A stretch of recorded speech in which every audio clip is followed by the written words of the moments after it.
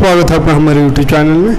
तो इस वीडियो में देखेंगे 9 क्लास का इतिहास का पहला चैप्टर का क्वेश्चन आंसर, फ्रांसीसी क्रांति। तो चलिए आज पहला चैप्टर का नाम है फ्रांसीसी क्रांति। ठीक है, फ्रांसीसी क्रांति पढ़ाए हैं लेकिन पूरा नहीं पढ़ाया, लेकिन क्वेश्चन आंसर आप लोग कह रहे थे, कमेंट कर रहे थे क्वेश्चन आंसर बताइए, तो इसलिए क्वेश्चन आंसर इसका कर दे रहे हैं। उसके बाद फिर नेक्स्ट चैप्टर से पूरा चैप्टर भी समझाते जाएंगे और क्वेश्चन आंसर भी करते जाएंगे। ठीक है, तो फ्रांसीसी क्रांति का पहला क्वेश्चन देखिए अभ्यास का, फ्रांस में क्रांति की शुरुआत किन परिस्थितियों में हुई। तो इसमें क्या है कि पहले अभ्यास का क्वेश्चन देख लेते हैं और उसके अलावा भी और भी इम्पोर्टेंट क्वेश्चन है, जितना क्वेश्चन बन सकता है इम्पोर्टेंट क्वेश्चन वो सब भी इसी वीडियो में देखेंगे, है ना। तो वीडियो लास्ट तक बने रहिएगा, आपको अच्छा क्वेश्चन मिलेगा यहाँ पे अभ्यास के अलावा, क्योंकि अभ्यास में तो 7-8 क्वेश्चन रहता ही है, तो उतना सा क्वेश्चन कर लेने से आपको बेड़ा पार नहीं होगा, है ना। इसलिए और भी इम्पोर्टेंट क्वेश्चन यहाँ पे देखेंगे। ठीक है, तो चलिए पहला क्वेश्चन, फ्रांस में क्रांति की शुरुआत किन परिस्थितियों में हुई। तो फ्रांस में क्रांति की शुरुआत निम्न परिस्थितियों में हुई। पहला क्या परिस्थिति था, तो लुई 16वें का शासन था और कई बार युद्ध की मार झेलने से फ्रांस की आर्थिक स्थिति जर्जर हो चुकी थी। अब उसे फिर से नए कर बढ़ाने की आवश्यकता थी। तो सबसे बड़ा कारण, सबसे मेन स्थिति जो था वो लुई 16वां का जो शासन था, उस समय युद्ध के कारण वो बहुत बार युद्ध कर चुका था ना। अमेरिका में भी 13 उपनिवेशों को आज़ाद किया था युद्ध करके, है ना। तो युद्ध कर रहे हैं, लड़ाई करने जा रहे हैं कहीं, तो युद्ध में तो खर्चा बहुत ज़्यादा है, सामान हथियार की खर्चा है, फोर्स की खर्चा है, खाने पीने की फोर्स की, है ना। तो मतलब आने जाने की खर्चा, तो बहुत सारा खर्चा हो जाता है कि युद्ध के दौरान। तो इन्होंने क्या किया, ये जो शासन था लुई 16वां का जो शासन था, उस दौरान बहुत ज़्यादा युद्ध हो गया था, है ना। तो युद्ध की परिस्थिति कारण क्या हुआ, इसका आर्थिक स्थिति एकदम जर्जर हो गई थी, एकदम कंगाल हो गया, है ना। तो वैसा स्थिति में क्या हुआ कि उनको कर बढ़ाना पड़ा, पैसा उसे ख़त्म हो गया, तो फिर टैक्स बढ़ाना चालू कर दिया। तो ये पहला बड़ा कारण था ये क्रांति का शुरुआत होने का, है ना। दूसरा कारण देखते हैं, दूसरा कारण है मजदूरों, व्यवसायियों एवं किसानों का शोषण हो रहा था। तो मजदूर, व्यवसायी यानी व्यापारी और किसान का बहुत ज़्यादा शोषण हो रहा था। मजदूरी महंगाई की दर से नहीं बढ़ रही थी, महंगाई बढ़ते जा रहा था, पावरोटी की कीमत और अन्य खाद्य चीज़ों की कीमत भी बढ़ रही थी, लेकिन मजदूरों का जो मजदूरी है वो नहीं बढ़ रहा था, है ना, यानी इनकम नहीं बढ़ रहा था और खर्चा बढ़ रहा था। ये कारण था। किसानों की फसलें कड़ाके की ठंड के कारण मारी गई थी और खाने पीने की वस्तु आसमान छूने लगी थी। तो किसान का फसल जो है ठंड के कारण एक तो बर्बाद हो गई, उसके बावजूद खाने पीने की वस्तुओं का रेट जो है, दाम इतना ज़्यादा बढ़ा दिया गया कि मतलब आसमान छूने लगी उसका रेट, है ना। पावरोटी की कीमत बढ़ गया था और मेन उस समय खाने का पावरोटी था, है ना। अगला है चौथा, तीसरे स्टेट्स के प्रतिनिधि अब खुद को नेशनल असेंबली घोषित कर चुके थे और नए संविधान भी बनाना शुरू कर दिया था। तीसरा स्टेट जो पढ़े थे कि तीसरा स्टेट का प्रतिनिधि करने वाले कुछ ग्रुप बन गया था एक अलग स्टेट का, उन लोगों ने अपना नेशनल असेंबली भी घोषित कर दिया था और अपना संविधान भी बनाना शुरू कर दिया था। इस समय कुछ दार्शनिकों के विचार और निरंकुश शासन से पूरा फ्रांस आदिलित होने लगा था। ठीक है, तो ये कारण था उस क्रांति का मेन, है ना, परिस्थिति, मतलब उस जो क्रांति हुआ था उस समय का परिस्थिति ये था, ये हाल था वहाँ का, है ना। तो आप स्क्रीनशॉट ले सकते हैं, देखिए 3 दिख रहा है, ये चौथा। ऐसे अगर आप इसका PDF नोट्स चाहते हैं तो इसमें देते हैं तो डाउनलोड नहीं होता है सही से, आप लोग को डाउनलोड करने में दिक्कत होता है। मेरे पास मेल आते रहता है बार बार, जब भी कोई डाउनलोड करता है हम उसको वेरीफाई करते हैं तब डाउनलोड होता है। इसलिए क्या है, टेलीग्राम में एक चैनल बनाए हैं, टेलीग्राम चैनल का आपको लिंक दे देंगे इस डिस्क्रिप्शन में, आप वहाँ पे जाइएगा, वहाँ पे आपको नोट्स मिल जाएगा। ठीक है, इसका PDF मिल जाएगा।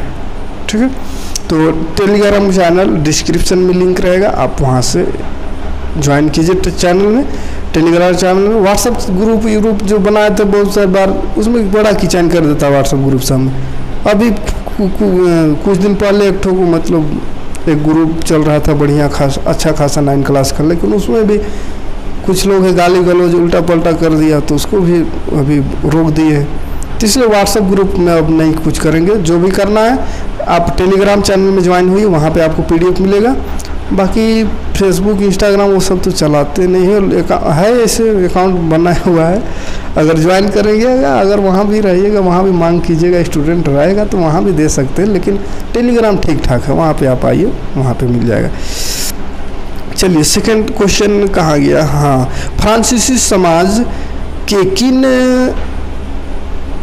तबकों को क्रांति का फ़ायदा मिला? फ्रांसीसी समाज में किन तबके को लोग को इस क्रांति का फ़ायदा मिला और कौन से समूह सत्ता छोड़ने के लिए मजबूर हो गए? क्रांति के नतीजों से समाज के किन समूहों को निराशा हुई? इन बातों पर चर्चा करना। तो चलिए देखते किसको फ़ायदा हुआ, किसको नुकसान हुआ, किसको सत्ता छोड़ना पड़ा। तो फ्रांसीसी समाज के तीसरे तबकों को क्रांति का फ़ायदा मिला। तीसरा तबका जो था, जो अपना अलग कानून बना रहा था, असेंबली बना रहा था, उन लोगों को फ़ायदा हुआ है ना। कुलीन वर्ग को सत्ता छोड़ना पड़ा, जो जनता से समान तो कर वसूलते थे। कुलीन वर्ग को अपना सत्ता छोड़ना, ये लोग क्या करते थे, जनता से टैक्स वसूली करते थे, तो उन लोग का सत्ता खत्म हो गया। पादरी वर्ग को निराशा हुई, जिनकी चर्चों को बंद कर दिया गया। अब पादरी वर्ग को भी निराशा हुआ, उनके चर्च को बंद कर दिया। उन लोग चर्च के लिए कर उठाते थे, टैक्स लेते थे, और चर्चों के भवनों को कार्यालय में तब्दील कर गए थे। इन लोग का जो चर्च था, चर्च को सरकारी कार्यालय में तब्दील कर दिया गया है ना, भवन, चर्च का जो भवन था उसको कार्यालय बना दिया गया। तो इन लोग को मतलब निराशा हुई। ठीक है, अगला क्वेश्चन है, तीसरा क्वेश्चन, 19वीं और 20वीं सदी की दुनिया के लिए फ्रांसीसी क्रांति कौन सी विरासत छोड़ गई? 19वीं और 20वीं सदी की दुनिया के लिए ये जो क्रांति हुआ था ना, पूरे दुनिया को झकझोर के रख दिया था, पूरी दुनिया का इतिहास को बदल दिया था। तो यही ये क्वेश्चन कहना चाह रहा है कि 19वीं और 20वीं सदी की दुनिया के लिए फ्रांसीसी क्रांति कौन सी विरासत छोड़ गई? तो 19वीं और 20वीं शताब्दी यानी सदी की दुनिया के लिए फ्रांसीसी क्रांति निम्न विरासतें छोड़ दी। क्या क्या विरासत छोड़ गई? तो पहला देखिए, स्वतंत्रता और जनवादी अधिकारों के विचार फ्रांसीसी क्रांति की सबसे महत्वपूर्ण विरासत थी। तो स्वतंत्रता और जनवादी अधिकारों का विचार जो है वही फ्रांसीसी क्रांति का सबसे मुख्य विरासत है, जो दुनिया को दिया, और दुनिया इस पर अभी भी, हम लोग भी जैसे स्वतंत्र हुए है ना, और भी बहुत सारे ऐसे देश था जिस पे राजा महाराजा या लोकतंत्र जो नहीं था वो लोकतंत्र देश हुआ। तो ये उन लोग मतलब एक विरासत, स्वतंत्रता और जनवादी का विरासत फ्रांसीसी क्रांति से ही उभरा था। विश्व के अधिकांश देशों के अंदर जहां इस तरह की क्रांति की आवश्यकता थी, उन्हें फ्रांस की क्रांति से प्रेरणा मिली। सही बात है, फ्रांस की क्रांति से प्रेरणा हर देश को, हर विश्व के हर जगह को मिले जहां इस तरह का क्रांति की आवश्यकता थी, उन लोगों को प्रेरणा मिला है ना। अमेरिका, रूस और इंग्लैंड में भी इस क्रांति की प्रेरणा से क्रांति हुई और विश्व पटल पर अमूल परिवर्तन हुए। तो अमेरिका, रूस और इंग्लैंड जैसे देशों में भी इस क्रांति के बाद इससे प्रेरणा लेते हुए वहाँ पे भी अनेक क्रांति हुई, जिससे कि पूरा दुनिया का इतिहास बदल गया है ना। इस क्रांति की प्रेरणा से विश्व के अनेक देशों में सामाजिक, राजनीतिक और क्रांतिकारी आंदोलन हुए। पूरे देश में बने, बहुत सारे देश में इसके बाद क्रांति हुआ। इस क्रांति से प्रेरणा लेते हुए ना, इस क्रांति से तानाशाही और निरंकुश शासकों का अंत हुआ और विश्व जनमानस अपने अधिकारों की रक्षा के लिए आंदोलन को प्रेरित हुए। तो ये जो क्रांति था, इससे तानाशाही, निरंकुश शासन, ये सब का अंत हो गया और पूरे विश्व में एक जनमानस यानी जनता की सरकार, जनता अपने अधिकार की रक्षा के लिए आंदोलन करने को प्रेरित हुए और आंदोलन हुआ और आंदोलन अभी भी हो रहा है ना। अगला प्रश्न है, स्क्रीनशॉट जिसको लेना है तो उसके लिए हम थोड़ा सा रोक दे रहे। देखिए ये तीसरा का जवाब में ये 2 पॉइंट, ये 3 पॉइंट। चौथा क्वेश्चन, उन जनवादी अधिकारों की सूची बनाइए जो आज हमें मिले हैं और जिनका उद्गम फ्रांसीसी क्रांति में है। यानी जनवादी अधिकार, जनता का जो अधिकार है, उन अधिकारों का सूची बनाना है जो कि कहीं ना कहीं हमको फ्रांसीसी क्रांति से ही मिला है ना। तो ये देखिए, पहला जीवन का अधिकार वहाँ से मिला है। अभिव्यक्ति और स्वतंत्रता का अधिकार जो हमारे कानून में भी है, वहाँ से प्रेरित है। कानूनी बराबरी के अधिकार, यानी कानून के में सब बराबर है, कोई नीच कोई बड़ कोई छोट नहीं है, सब बराबर। स्वतंत्रता, विधि समता, समानता और बंधुत्व, ये सारा अधिकार जो है कहीं ना कहीं फ्रांसीसी क्रांति का देन है, जो कि आज हमें मिली है भारत में भी, है ना। तो पूरे विश्व के इतिहास को इसने बदला था, इसलिए इतना इम्पोर्टेंस है फ्रांसीसी क्रांति का। क्या आप इस तर्क से सहमत है कि सार्वभौमिक अधिकारों के संदेश में नाना अंत विरोध थे? तो सार्वभौमिक अधिकारों का संदेश वास्तव में अंत विरोधी से घिरा था। क्यों था? मनुष्य और नागरिक अधिकारों की घोषणा में कई आदर्श संगीत थे। उदाहरण के लिए, कानून केवल समाज की हानिकारक कार्रवाइयों को रोकने के लिए ही अधिकार रखता था, जबकि अन्य व्यक्तियों के खिलाफ आपराधिक अपराधों के बारे में कहने के लिए कुछ भी नहीं था। ये गड़बड़ मामला था। दूसरा, घोषणा में यह कहा गया था कि कानून सामान्य इच्छा की अभिव्यक्ति है, सभी नागरिकों को इसके गठन में भाग लेने के अधिकार है और सभी नागरिक इसके समक्ष समान हैं। जबकि उस समय जब फ्रांस एक संवैधानिक राजशाही बन गया था, तब लगभग 3 लाख पुरुषों और महिलाओं को जो 25 वर्ष के आयु के अंतर्गत थे, उन्हें वोट देने का अनुमति नहीं था। तो उस समय का ये स्थिति था। अगला पॉइंट इसी का, अतः इसे स्पष्ट है कि सार्वभौमिक अधिकार फ्रांसीसी समाज के कुछ वर्गों तक ही सीमित था और संविधान अमीरों के लिए ही उपलब्ध था। तो ये मतलब ये हल था, यही तो कारण था जिससे कि इतना बड़ा क्रांति हुई है ना। संविधान भी अमीरों तक ही सीमित रह गया था। अगला देखिए, नेपोलियन के उदय को कैसे समझा जा सकता है? नेपोलियन का उदय कैसे हुआ? नेपोलियन बोनापार्ट का जन्म 1769 ईस्वी में रोम सागर के द्वीप कोर्सिका की राजधानी आजासियो में हुआ था। वह असाधारण प्रतिभा का स्वामी था। उसने पेरिस के फौजी स्कूल में शिक्षा प्राप्त कर सेना में भर्ती हुआ और असीम वीरता, साहस और सैनिक योग्यता द्वारा उन्नति कर सेनापति बन गए। उसने ब्रिटेन, ऑस्ट्रिया और सार्डिनिया के विरुद्ध विजय प्राप्त की। तत्पश्चात वह डायरेक्टर का प्रथम बना और थोड़े समय में ही वह फ्रांस का सम्राट बन गया। उसने अपनी योग्यता और कुशलता से फ्रांस में शांति व्यवस्था स्थापित की। तो ये नेपोलियन बोनापार्ट का उदय। तो ये तो नहीं था, 6 ही क्वेश्चन मात्र था। आप सोचिए ना, 6 क्वेश्चन से बेड़ा पार होगा। तो चलिए और भी देख लेते हैं अन्य महत्वपूर्ण क्वेश्चन जो कि अभ्यास में नहीं है। ठीक है, छोटा से छोटा और बड़ा से बड़ा सभी टाइप का क्वेश्चन यहाँ पे देख लेते हैं। लुई 11 कब फ्रांस की पर आसीन हुआ है? कब फ्रांस की पर आसीन हुआ? मतलब फ्रांस में लुई 11 का शासन कब ये हुआ? तो 1774 में। ठीक है, अगला है लुई 16 जब फ्रांस की राजगद्दी पर आसीन हुआ तब उसका उम्र क्या था? तो 20 साल थी, है ना। उनकी उम्र 20 साल थी। लुई 11 जब की राजगद्दी पर आसीन होने के समय वित्तीय संसाधन नष्ट होने का क्या कारण था? तो युद्ध, है ना। सबसे बड़ा कारण क्या था? युद्ध। लंबे समय तक युद्ध चला था जिसके कारण सारा उसका संपत्ति नष्ट हो चुका था। लिब्रे क्या है? इसे कब समाप्त कर दिया गया? यह फ्रांस की मुद्रा है, लिब्रे मुद्रा है ना। लगभग कितना 13 अरब लिब्रे कर्ज हो गया था ना, कि 10 अरब लिब्रे। तो लिब्रे क्या है? तो मुद्रा। जैसे हम भारत में इंडिया में रुपया 10 रुपया 20 रुपया ऐसा, तो वह लिब्रे था मुद्रा, जिसको 1994 में समाप्त कर दिया गया। फ्रांस को कब गणतंत्र घोषित किया गया? तो गणतंत्र उसको 21 सितंबर 1772 में फ्रांस जो है गणतंत्र घोषित हो गया। 18वीं शताब्दी में फ्रांसीसी समाज को कितने स्टेट में बांटा हुआ था? तो 18वीं शताब्दी में जो फ्रांसीसी समाज था 3 स्टेट में था। प्रथम स्टेट, दूसरा स्टेट, तीसरा, 3 स्टेट में था, है ना।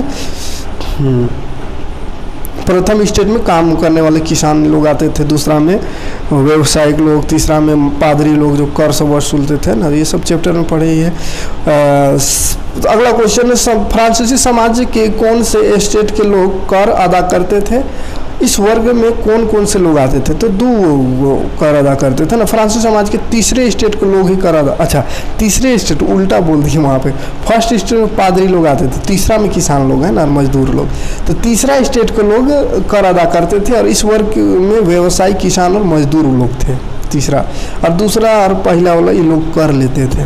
टाइद और टाइल में क्या अंतर है? तो फ्रांस में धार्मिक कर को टाइद कहते हैं। फ्रांस में धार्मिक जो धर्म का जो कर था, जो चर्च का पादरी लोग लेता था, उसको टाइद कहा जाता था। और प्रत्यक्ष कर को टाइल, प्रत्यक्ष कर जो रहता था जो चीज़ों पर वस्तुओं पर, उसको टाइल है, टाइल और उसको टाइल। लुई 16वें के कर बढ़ाने का क्या कारण था? तो वही कारण था उसका जो ख़त्म हो गया था सब युद्ध के दौरान, और जनसंख्या की वृद्धि। निम्न कारण था जनसंख्या की वृद्धि, फ्रांसीसी सरकार का कर्ज का बोझ है ना, ये जनसंख्या वृद्धि कारण था। एक अगला कारण था कि फ्रांसीसी सरकार जो था उसमें कर्ज बहुत ज़्यादा हो गया था, 10 अरब लीवरे का। वित्तीय संसाधन की कमी हो गई थी, बार बार युद्ध में मार है ना, बार बार युद्ध हो रहा था, तो ये सब कारण था। स्टेट जनरल क्या है? यह क्या कार्य करता था? स्टेट जनरल एक सरकारी संस्था थी। नए कर की मंजूरी के लिए स्टेट जनरल की बैठक बुलाई जाती थी। यह नए प्रस्ताव पर अनुमोदित का कार्य करता था। तो ये स्टेट जनरल जो था मतलब एक संस्था थी, सरकारी संस्था, जिसमें नया कर टैक्स लेना हो तो उसमें बैठक बुलाई जाती थी और सबकी सहमति से बढ़ाया जाता था। लेकिन उस समय क्या हो रहा था कि किसी को बुलाया नहीं जा रहा था ना, ज़्यादातर लोग को वहाँ पे नहीं बैठने दिया जाता था बैठक में, और अपनी मर्जी से कर बढ़ा दिया गया था। सन 1791 में फ्रांसीसी संविधान ने कानून बनाने का अधिकार किसको सौंप दिया? तो नेशनल असेंबली को सौंप दिया था कानून बनाने का अधिकार। सोशल कॉन्ट्रैक्ट पुस्तक के लेखक कौन है? रूसो ने एक किताब लिखा, the social contract, Rousseau. Louis 16वें की मृत्यु कैसे हुई? तो देखिए न्यायालय द्वारा उसे देशद्रोह के आरोप में मौत की सज़ा सुनाई गई। देशद्रोह के आरोप में उसे कोर्ट ने उसको सज़ा सुनाई थी। 21 जनवरी 1973 में उसे सार्वजनिक रूप से फांसी दी गई। 1973 में 21 जनवरी 1973 में उसको फांसी दी गई। फ्रांस में नेशनल असेंबली चुनने के लिए मतदान का अधिकार किस प्रकार दिया गया था? मतदान, वोट देने का अधिकार। तो फ्रांस में नेशनल असेंबली चुनने के लिए मतदान का अधिकार कुछ लोगों को ही प्राप्त था। लोग 2/3 कर चुकाते थे। जो सक्रिय नागरिक थे उन्हें ही मतदान करने के अधिकार प्राप्त था। महिलाएं मतदान नहीं करती। मतलब जो बढ़िया टैक्स देता था, जो सक्रिय नागरिक थे वही लोग खाली वोट दे सकते थे, महिला लोग नहीं और गरीब लोग नहीं है। इस तरह का व्यवस्था था उससे। अगला, फ्रांस में सम्राट लुई 11 के शासन में सक्रिय और निष्क्रिय नागरिक किस आधार पर बांटे गए थे? इनमें से किसको मतदान का अधिकार था? किसको था? इसको थोड़ा सा निष्क्रिय सक्रिय में नहीं समझ में आ रहा है तो देखिए, 25 वर्ष से अधिक उम्र के पुरुष जो 3 दिन की मजदूरी के बराबर कर चुकाते थे, माने ज़्यादा टैक्स देते थे, उन्हें सक्रिय नागरिक का दर्जा दिया गया था। माने 3 दिन का मजदूरी को कर में दे देते थे, उसको सक्रिय नागरिक कहा जाता था। माने एक्टिव पर्सन है वो। और शेष सभी पुरुष जो और महिला जो था वो असक्रिय, माने वो एक्टिव नहीं, माने जो पैसा देता वही लोग वोट दे सकते थे। डायरेक्ट कहा जाए तो यही है कि जो पैसा वाला है वो वोट देगा, नहीं तो गरीब लोग वोट नहीं देगा। ये अधिक उस समय था। लुई 16वें के फिर से कर लगाने की खबर कि कौन सी व्यवस्था ने लोगों के गुस्से को और बढ़ा दिया? और लुई 16वां का फिर से कर बढ़ाने का जो एक अफवाह फैल गया था, उसमें क्या हुआ देखिए, उसके फिर से कर लगाने की खबर से विशेष अधिकार वाले व्यवस्था के लोगों ने लोगों के गुस्से को और बढ़ा दिया, जिससे कुछ विशेष वर्ग के लोगों को विशेष अधिकार दिए गए। उसमें क्या था कि विशेष वर्ग के कुछ विशेष लोगों को विशेष अधिकार दिया गया था, इससे और ज़्यादा गुस्सा फूटा। अगला 17वां क्वेश्चन है, फ्रांस की क्रांति में दार्शनिकों के विचारों ने किस प्रकार आग में घी डालने का काम किया? उनके विचारों को किस प्रकार जन साधारण तक पहुंचाया जाता था? तो फ्रांसीसी क्रांति में दार्शनिक, जो लोग पढ़े लिखे दार्शनिक लोग थे, उन लोगों का विचार एकदम आग में घी डालने जैसा काम किया था। लेकिन यानी कि उन लोग के विचार से क्रांति में और ज़्यादा लोगों के अंदर जोश और जज्बा के साथ क्रांति में और टूट पड़े हैं ना, और जिससे कि अपने ये लोग अपना जो आंदोलन था उसमें सफलता प्राप्त हुई। तो इस पर वहाँ के दार्शनिक लोग का बहुत बड़ा हाथ था। तो वो लोग अपना बात को खाली लिख देते थे और लोगों तक किसी न किसी माध्यम से पहुँचा देते थे। उसके बाद लोगों के अंदर एकदम आग अंदर से खौल उठता था, एक अलग जुनून आ जाता था और दौड़ पड़ता था सब, है ना। तो ये कैसे लोगों तक, साधारण लोगों तक अपने बातों को लोग कैसे पहुँचाते थे, उस पर चर्चा करना है। तो देखिए कैसे पहुंचाते थे। लुई सरकार कि निरंकुश शासन और जर्जर हो चुकी भूखी जनता, महंगाई की मार, अमीर गरीब की चौड़ी खाई और असुरक्षा की भावना से फ्रांस में क्रांति की आग अभी सुलग ही रही थी कि विचारों ने आग में घी डालने का काम किया। तो ये सब तो था ही, गरीबी है ना, महंगाई, भूखमरी, असुरक्षा, ये सब तो क्रांति चल ही रहा था। लेकिन विचार, बात में बड़ा दम होता है ना, तो बातों ने और आग में घी डालने का काम किया। लोगों को उनके विचारों में अपना भविष्य नजर आया। जो लोग बोलते थे, दार्शनिक लोग, उन लोगों के विचारों में, उन लोग को बोली में, उन लोग का बातों में आम जनता को अपना भविष्य नजर आता था, अपना फ्यूचर नजर आता था। उनके विचार पर कॉफ़ी हाउसों व सैलून में गोष्ठियों में गर्मा गर्म बहस हुआ करती था। उनके विचारों को लेकर के कॉफ़ी हाउस यानी चाय पी रहा है, कॉफ़ी पी रहा है, सैलून में है, बाल कटवाने जा रहा है, उसमें पूरा बहस चलता था कि ये कैसा विचार, ऊपर पूरा गर्मा गर्म बहस चलता था। और पुस्तकों तथा अखबारों के माध्यम से उनके विचारों का व्यापक प्रचार हुआ। पुस्तक और अखबार के द्वारा पूरा विस्तार हुआ, उनका प्रचार हुआ विचार का, है ना। प्रश्न, फ्रांस की क्रांति के समय फ्रांस में किसका शासन था? प्रश्न है, प्रश्न है, उत्तर समझ रहे थे। तो फ्रांस की क्रांति के समय फ्रांस की किसका शासन था? तो किसका शासन था बाबू? लुई 16वां का था। ये तो क्या क्वेश्चन था। फ्रांस की क्रांति के प्रमुख कारण क्या था? लुई सरकार, फिर से वही शब्द आ गया कि क्या हो रहा है।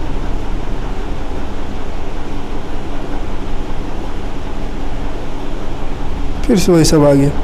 अच्छा, फ्रांसीसी महिला को मताधिकार का अधिकार कब प्राप्त हुआ? 1941 में, है ना। 1941 में लोग महिला को मिला था अधिकार। The society of revolutionary and Republican women क्या था? ये क्या था? फ्रांस का मशहूर क्लबों में से एक था। क्लब मतलब एक उस समय फ्रांस का एक सबसे मशहूर क्लब या पार्टी कहा जाए। मैक्सिमिलियन रोबेस्पियर कौन था? उसकी मृत्यु कैसी हुई? ये कौन था? ये इसको देखते हैं और इसका मृत्यु कैसी हुआ। मैक्सिमिलियन रोबेस्पियर जोकेबिन क्लब का नेता था। लुई की मृत्यु के बाद जोकेबिन का शासन हुआ। रोबेस्पियर को अपनी नीतियों को इतनी सख्ती से लागू किया कि उसके समर्थक भी त्राही करने लगे। जुलाई 1754 न्यायालय द्वारा दोषी ठहरा गया और फिर उसे अगले दिन उसे गिरफ्तार कर गिलोटिन पर चढ़ा दिया गया। मैंने वो लुई 11 के बाद ये अपना संभाला था गद्दी को, कुर्सी को, और इसने और सख्ती से लागू कर दिया था सब कानून सबको, जिससे इसके समर्थक जो लोग थे वो लोग भी त्राही हो गए। तो फिर इसको भी न्यायालय द्वारा दोषी ठहरा करके और उसको भी ख़त्म कर दिया गया। The society of revolutionary and Republic women club की प्रमुख मांग क्या थी? ये लोग का क्या मांग था? ये जो वुमेन्स औरतों का एक पार्टी बन गया था, ये क्या मांग था? The society of revolution and Republic women club की एक प्रमुख मांग यह थी कि महिलाओं को पुरुषों के समान राजनीतिक अधिकार प्राप्त होते। इनका मेन मांग था कि जिस तरह पुरुषों को राजनीतिक अधिकार प्राप्त हो उसी तरह महिलाओं को भी राजनीतिक अधिकार प्राप्त होनी चाहिए। अगला प्रश्न की ओर बढ़ते हैं। तो 1971 के नए संविधान से फ्रांस की महिलाओं को किस बात से निराशा हुई थी? उन्होंने क्या मांग रखी? तो महिलाओं 1971 में संविधान से फ्रांस की महिलाओं को क्या निराशा था? देखिए, महिलाओं को इस बात की निराशा हुई कि 1971 के संविधान में उन्हें निष्क्रिय नागरिक दर्जा गया। तो 1971 का जो संविधान था उसमें उन्हें निष्क्रिय नागरिक यानी वोट देने का अधिकार नहीं प्राप्त था। इस बात का इन लोग को ज़्यादा दुख पहुंचा था और उन लोग का मांग था कि महिलाओं को मताधिकार मिले, माने वोट देने का अधिकार मिले। उन्होंने असेंबली के लिए चुने जाने तथा राजनीतिक पदों की मांग रखी। दो चीज़ उन लोग का मांग था कि हमें वोट देने के भी अधिकार हो और हमें राजनीतिक में जाने का भी अधिकार हो। क्रांतिकारी सरकार ने महिलाओं के जीवन में सुधार लाने वाले कौन कौन से कानून लागू किए? या इसी का क्वेश्चन को ऐसा कह सकता है, क्रांतिकारी सरकार द्वारा फ्रांस में महिलाओं की स्थिति में सुधार लाने के लिए लागू किए किन्हीं 5 कानूनों का उल्लेख कीजिए। तो महिलाओं का स्थिति को सुधारने के लिए क्या क्या कानून लाया गया? तो पहला देखिए, सरकारी विद्यालयों की स्थापना के साथ ही सभी लड़कियों के लिए स्कूली शिक्षा अनिवार्य बना दिया गया। स्कूली शिक्षा अनिवार्य जरूरी बना दिया गया सभी लड़कियों के लिए। पिता उनके मर्जी के खिलाफ शादी के लिए बाध्य नहीं कर सकता था। ये कानून बन गया कि बाप जो है उसका बेटी का विवाह उसके मर्जी के खिलाफ नहीं कर सकता है। शादी को स्वैच्छिक अनुबंध माना गया और नागरिक कानूनों के तहत उनका पंजीकरण किया जाने लगा। इस कानून में तलाक को कानूनी रूप दे दिया गया, तलाक अंदाज नहीं कर कानून का रूप दे दिया गया। इस कानून के अनुसार महिलाएं अब व्यावसायिक प्रशिक्षण ले सकती थी, कलाकार बन सकती थी और छोटी मोटी व्यवसाय चला सकती, माने पूरा लगभग देखिए तो उन लोग को बहुत सारा अधिकार मिल गया इस कानून से ना। आतंक राज के दौरान महिलाओं पर कौन कौन से अत्याचार, आतंक राज जो चला उस समय क्या हुआ था महिलाओं में? आतंक राज के दौरान सरकार ने महिला क्लब को बंद करने और उनकी राजनीतिक गतिविधियों पर प्रतिबंध लगाने का कानून लागू किया गया। कई जानी मानी महिलाओं को गिरफ्तार कर लिया गया और उनमें से कुछ महिलाओं को फांसी पर चढ़ा दिए। तो ये आतंक राज बीच में स्थापन हो गया, तो उसमें सब कानून हटा दिया गया, लड़कियों का, महिलाओं का, उन्हें उनके क्लबों को बंद कर दिया गया और ज़्यादा जो लोग थे राजनीतिक में वैसे लोगों को फांसी भी चढ़ा दिया गया था। जैकोबिन शासन के क्रांतिकारी सामाजिक सुधारक कौन थे? दास प्रथा का उन्मूलन जैसे सुधारक प्रमुख थे और महिलाओं के जीवन के में सुधार और उनकी शिक्षा और व्यवसाय कार्य में सुधार किए थे, ये मुख्य कारण उनके था। डायरेक्टरी क्या है? जैकोबिन सरकार के पतन के बाद फ्रांस के नए संविधान में 2 चुनी हुई पार्षदों का प्रावधान किया गया। ये पार्षद 5 सदस्यों वाली एक कार्यपालिका की नियुक्ति किया जिसे डायरेक्टरी कहा गया है। तो ये सारा क्वेश्चन कितना है?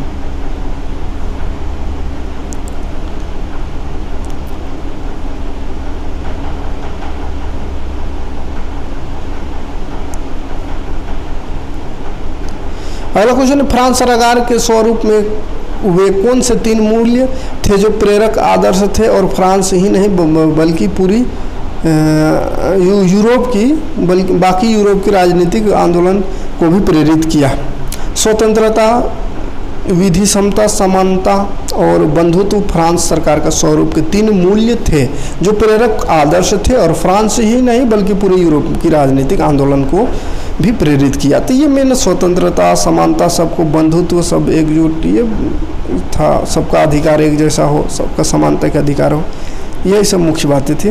फ्रांस में 1791 के संविधान के तहत किस प्रकार राजनीतिक पद्धति ने कार्य किया? 1791 के संविधान के तहत निम्न राजनीतिक पद्धति ने कार्य किया। पहला, सम्राट की शक्तियों की सम्राट का जो शक्ति था उसको सीमित कर दिया गया। अब सत्ता पर एक व्यक्ति के हाथ में केंद्रीकृत होने के बजाय अब इन शक्तियों को विभिन्न संस्थानों, विधायक, कार्यपालिका और न्यायपालिका में विभाजित एवं हस्तांतरित कर दिया गया। मतलब पहले खाली था कि जो सत्ता में बैठा उसी के हाथ में सब कुछ है, लेकिन अब वो नहीं था उस समय। उसके बाद कर दिया गया था कि उसमें राजपालिका, विधायिका, कार्यपालिका, न्यायपालिका सब रहेगा ना, माने कोर्ट, थाना, पुलिस सब रहेगा। मताधिकार के लिए 2 श्रेणियां निश्चित कर दी गई जिसमें सक्रिय नागरिक और निष्क्रिय नागरिक शामिल थे। सक्रिय नागरिक वोट दे सकते थे और न्यायाधीश का चुनाव करते थे। रूसो ने किस पुस्तक में एक व्यक्ति एक वोट के सिद्धांत का उल्लेख किया? द सोशल कॉन्ट्रैक्ट पुस्तक में रूसो ने। फ्रांसीसी क्रांति के पहले फ्रांस की स्थिति का संक्षिप्त विवरण, ये फिर से आ गया वही वाला, ये क्वेश्चन में रिपीट कर जा रहा है कहा जैसे बार बार। चलिए ये सब रिपीट हो गया, इतना ही क्वेश्चन, 30 क्वेश्चन है ना, 30 क्वेश्चन कर दिए एक्स्ट्रा और जो 6 क्वेश्चन था अभ्यास का, तो ये सब का क्वेश्चन इंपॉर्टेंट था, ये सबको थोड़ा सा देख लीजिएगा। और इसका नोट्स चाहिए तो टेलीग्राम चैनल में आइए, वहाँ पे आपको PDF मिल जाएगा। बाकी भी अब कोशिश करेंगे जितना भी PDF हो सके, जो भी जरूरी PDF है क्वेश्चन आंसर का या किसी को, तो उसका टेलीग्राम लिंक वहाँ पर ज्वाइन हुई है टेलीग्राम ग्रुप में, वहाँ पे आपको भेज देंगे। तो मिलते हैं नेक्स्ट वीडियो में नए वीडियो के साथ। Thanks for watching.